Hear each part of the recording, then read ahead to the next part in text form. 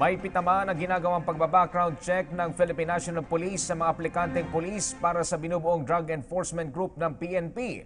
Target nito na mahuli ang manufacturer ng ilegal na droga at mga protektor nito. May report si Lala Babilonia.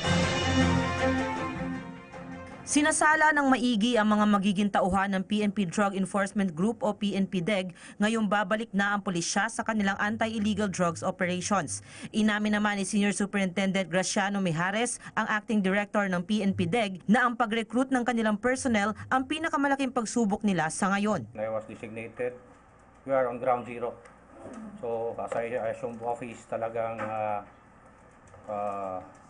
may apprehension din tayo kasi I will be the one to organize this office, yung reorganization niya.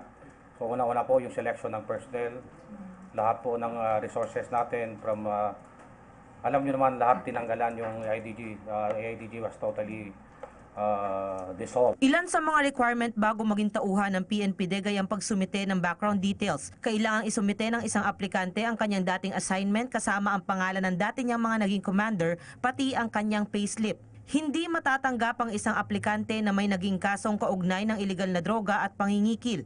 Mula nang itatag ang PNP-DEG, 60 pulis na ang nag-apply dito, pero 54 pa lang ang nakuha. 80% sa nasabing bilang ay naabsorb mula sa nabuwag na PNP Anti-Illegal Drugs Group o AIDG. Pero sasailalim pa rin ang mga ito sa periodic drug testing. So, kung nagpa-function yung tao ng maganda, so why change it, di ba? Why fix when it ain't broken?